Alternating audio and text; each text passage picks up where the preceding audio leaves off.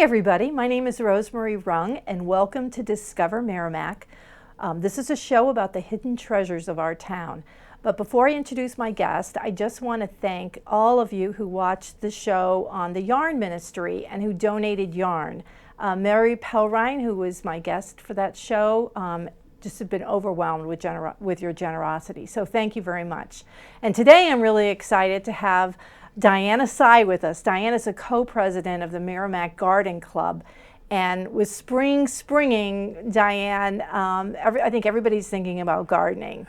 So is this a start of a busy time for the Merrimack Garden Club? Yes, because we start out actually for the spring in the fall by doing a fairly good cleanup, but we don't clean everything because you have to leave some things behind to shelter the good insects and to feed the birds. And so we go back as soon as the ground has thawed a little bit in April to clean up all the rest of the remaining dead perennials and clean up the rest of the leaves that are too much. And then when the ground is thawed enough and all the bulbs are blooming, then we start thinking about the plants for the summer. Where you see pansies, they won't be there all year round because they like the cool and wet. So come June, those get swapped out for petunias and snapdragons. But our gardens are primarily perennial gardens. So things that are in place are there hopefully for a long time. And we use the annuals basically for color.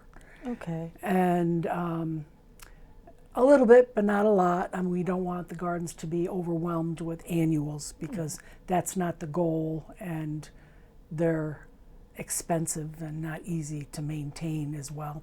But we usually use petunias in a lot of places, but mostly things that are fragrant and bring in pollinators, because the pollinators are important. And when you start looking around now, you might see a lot of bee activity as they're starting to generate their new hives and what all, and it's kind of fun to watch as everything blooms. Well, I don't pick dandelions anymore because I have a friend that's really into gardening and nature, and she said that's the bee's first food, so Right. you want to keep the dandelions. That's Now, you talked about the goals. So what are the goals of the Merrimack Garden Club? The Merrimack Garden Club was founded in 2003, mostly by some librarians and a lot of teachers. I don't remember how many were in there, but I didn't join until 2010. So anyway, they set the goals, and those goals still stand. The first being the beautification of the civic gardens of the community, and the second being horticultural education for the community. So almost all of our meetings, we have a presenter of some sort educating. By the way, we meet on the fourth Tuesday of the month at St. James. We open the door at 6 o'clock and begin the meeting at 6:30 with the presenter. And when the presenter is finished, we have a short break and then have our business meeting. So we try to be out of there by 8:45, 9 o'clock at the latest, because we have a lot of people who need to get up early for work the next day. So, but the goals, as I said, are horticultural, and we try to vary it year to year. And some years we talk about a lot of plants, roses, hydrangeas, and we have professionals come in and talk about that. This last meeting, we had Ron Trexler come in and talk to us about the appropriate way to compost. Oh, really? Yeah, it was good. He was really good. And I learned I'm not cutting my stuff up small enough, and that you have to layer it like lasagna, so brown leaves and newspaper and that, and then green, a thinner layer, chop up those peels a little bit, not just pile them in. But piling them in is okay too. It just will take longer for them to break down. Yeah, I'm a big composter, and years ago, when our children were at Reed's Ferry, I think there was some kind of program where you could get red wiggler worms. I still have them, and they turn over a compost pile pretty quickly. And in the fall, I really kind of insulate it with a bunch of leaves and stuff, which ends up being composted, but it keeps the worms not driving down so deep where they can get to work sooner. And now you can get thermometers to measure the heat, because you have to make sure you poke it around and get the air in, make sure it's damp, and you don't want the whole pile all together in the middle. You want it to be layered out. I mean, and you can tell how it's going by the temperature of the soil. Don't ask me, I don't know that yet. But well, I was so thrilled one day I put a pitchfork in my compost to turn it, because you have to turn it to aerate it, and steam came out. So I was so happy because I knew it was pretty hot. Yeah. But you talk about the gardens around town. What gardens do the Merrimack Garden Club maintain? Most of you know we take care of the library. In fact, we have a picture of the library too. Yep, there you go. Yeah, it's beautiful. It's a nice corner to turn and see all the nice flowers. Yeah, and that was taken shortly after that new sign was put in, and we had to rebuild that space.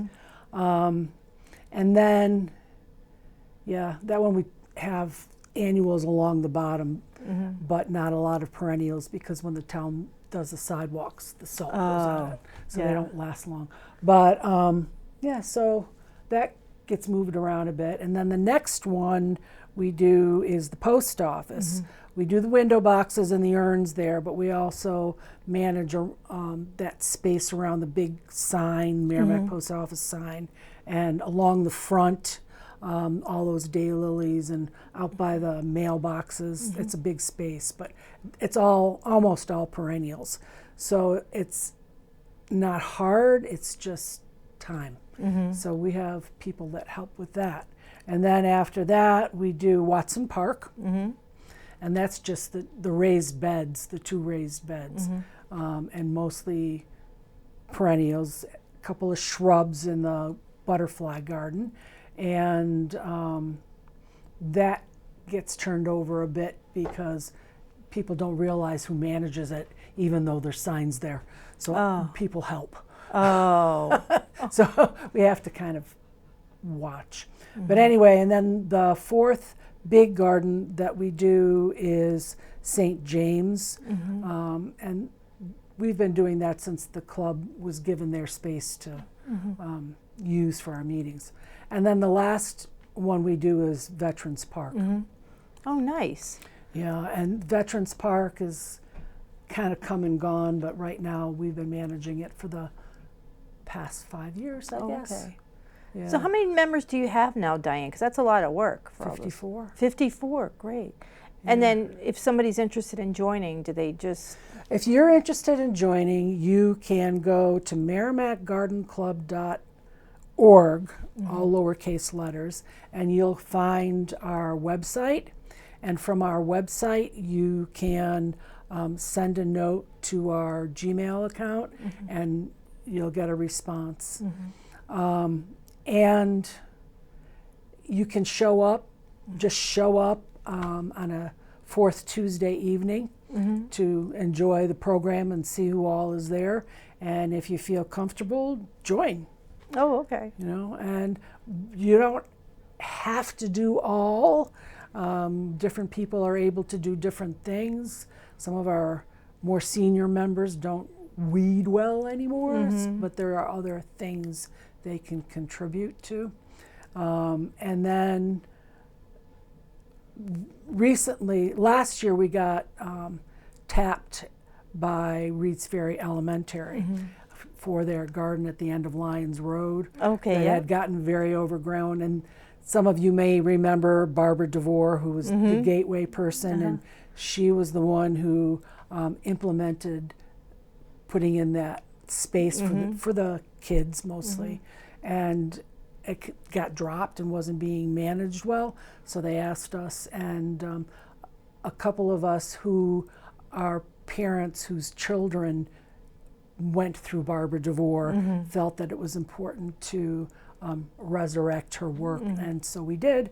And if you're a Reed's Ferry parent and interested in helping in that garden, I'm sure the school would love parents helping. Yeah, well, you know, the nice thing too is with the garden club is it's a great way of getting children involved too, because I've seen years ago when Caitlin was younger, I used to see her help you out with the window boxes at the She loved at the post office because people would talk to her. Yeah. People are noticing I'm helping. Yeah. Now, what do you do in the fall, like when you can't do any cleanup? You know, when it gets a When little it's bit done. Yeah. When we're done, Yeah. we plan next year's plant sale, and our plant sale, by the way, is August 5th, and it's our only major fundraiser for the club. Okay. And we've got well, first of all, I want to show the picture of what you do. You do something in the winter because you were doing something at St. James. That was every November we do a craft to put on your table at the holidays. Oh, nice, nice. And the club pays half and the person pays half. Oh, that's great. So it's somebody different every year. One year, a couple of times we had the Merrimack flower shop, and they had us come into the shop. And then we've had a couple people from Massachusetts, and this particular project, it was a teacher from Goffstown, I think, who directed it, that likes flowers. Oh, okay. So, yeah, and it's nice because we all sit around and talk, and you get to know the people around you a little better. Oh, that's right. That's good. Yeah. It's a nice social thing, and to have something nice for your holiday table at the same time. Yep, and this is our Your prepping for our plant sale. And you said, what day is that going to be this year? August 5th. Now, where do you get all the plants? I know we got some from my mother's garden. Yep, donations such as your mother, and our own gardens, and you know, year to year things get split and passed around.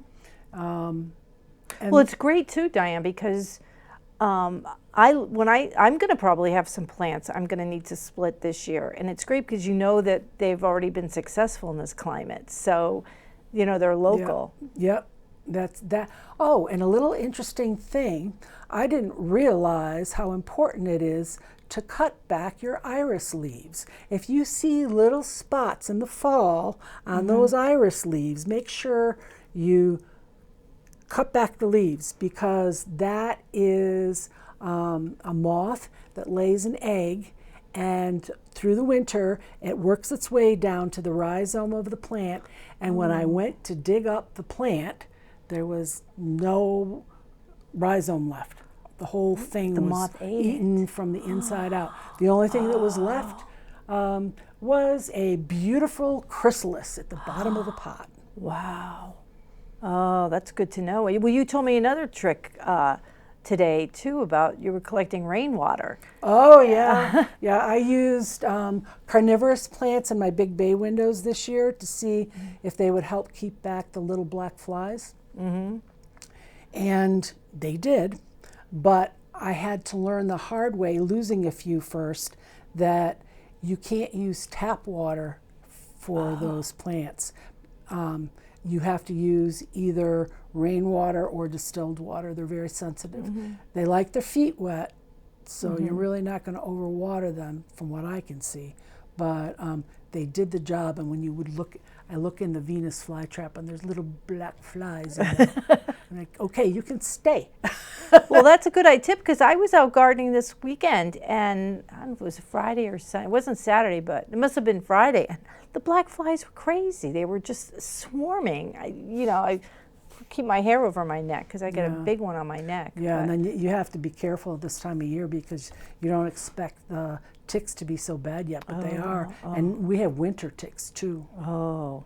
So you got to really make sure you check yourself when you go in, take your clothes off and check and make sure there's nothing in the clothes, or put them right in the laundry. So these are kind of topics that you talk about every month. Yep, and then one of the more recent things was the jumping worms that have always, they're not native, but they've been here a long time, and they prefer nesting under the leaves in the forest, not so much in your garden. But if you are walking in your yard and you see what looks like a pile of coffee grounds, that's jumping worms. Really? They leave the big, it's like the regular worms might leave big clops. This looks like coffee grounds. Do they jump? Is that what they're called? Oh, yeah. Where do they, have you seen them jump? Yeah. Yep. Like how high do they jump? I'm not sure. Do they jump on you? No, but they'll jump like from a pot to a pot and lay eggs, and they eat the roots of the plant. So you don't really know until all of a sudden it's like, I've been doing everything I'm supposed to do with this. What's wrong? And then when you go to repot the plant and you see all the squiggles in the bottom of the pot. Yeah, so it's a big deal. And so when you go, water doesn't kill them. Chemicals, traditional chemicals don't kill them. If you get a bag of our lovely potting soil that's your favorite, put it out on the blacktop in the sun for 3 days, flip it, leave it another 3 days. Heat's the only thing that will kill them. Wow. That's good to know, Diane. Yeah, some of our friends have been, when they have big spaces in their gardens, they've been using the blowtorch. Really? Because they live in the first, I think, 3 inches of the soil, 3 to 4 inches of the soil. And at this time of year, you don't really see them because they're still in the nymph stage. But they're hard to get rid of. Well, what I've been seeing is, I think there are vole holes that are in my yard. So, they're like perfect holes. There's no dirt around them. And we have had troubles with moles because sometimes they'll, you walk and you feel like you're collapsing because there's tunnels underneath. So, I don't know. We'll have to see. And shrews, they leave a bigger hole. Oh, really? Yeah, they're like the size of a rat. Well, another issue. I had this beautiful honeysuckle bush. I bought it for his home years ago, and it was doing beautifully, but my backyard has gotten too shaded and it's not blooming anymore. It needs more sun. So I decided I would my husband didn't want to cut any trees down. So I said, well, this bush needs a better place to live. So I gave it away, but I didn't realize that some varieties are invasive, because I do know every year we're pulling up that stupid bittersweet.